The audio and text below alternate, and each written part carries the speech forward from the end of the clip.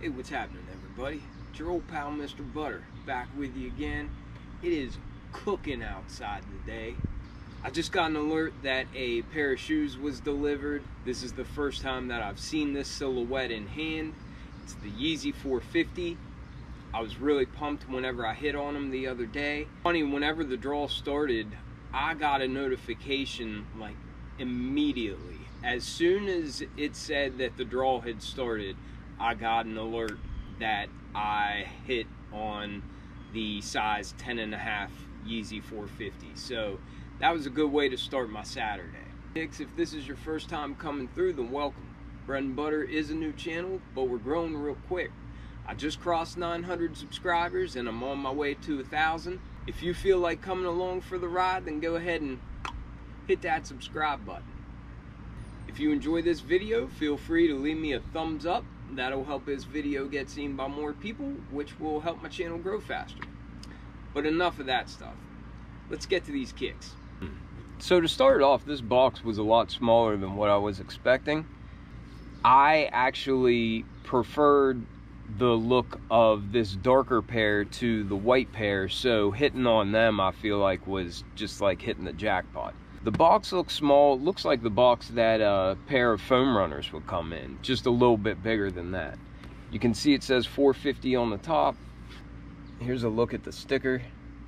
The color reads dark slaw, dark slaw, dark slaw, but I believe that's for dark slate, dark slate, dark slate.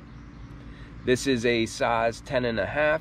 I believe that the sizing on these 450s runs a little bit small, so I put in for a 10.5 because I plan on keeping this pair in the collection. But then enough of that box talk. This is what we want to get into. I've never seen anything like it. Like I told you in my review of the foam runners, I haven't caught that bug yet.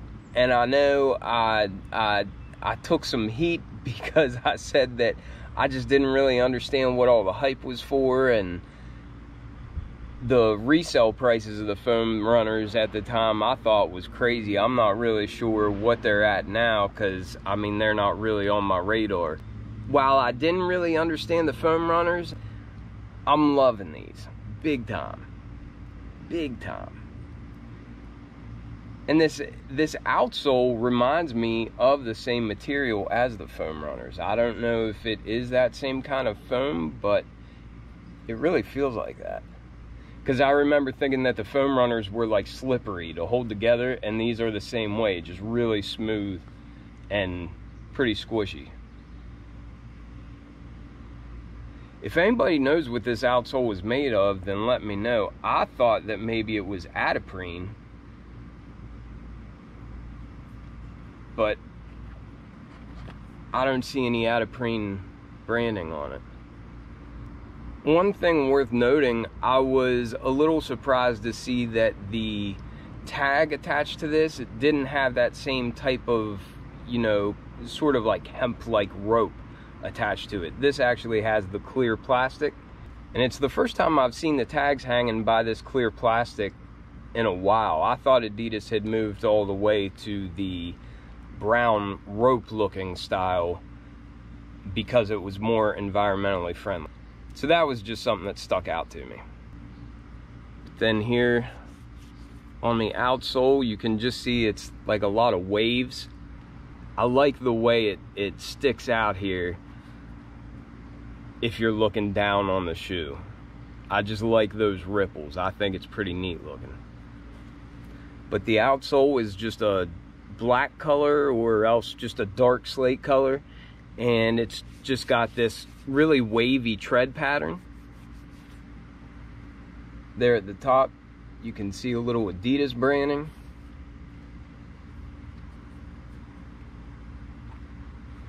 and then it looks like that same material just comes up and wraps up the midsole, which then goes up over the upper of the shoe as well.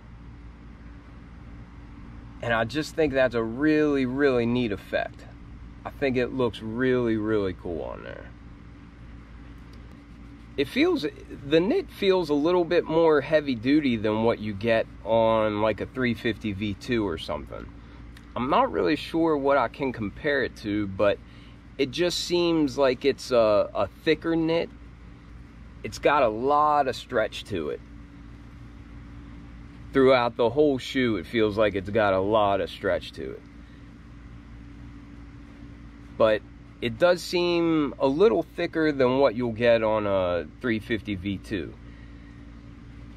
I like the color of it. I like that it's like a grayish color, and that these sort of foam fingers that wrap up are darker than what the knit is. And the more I look at it, it looks like it's lighter in the front and then it gets darker. It might just be my eyes playing a trick on me.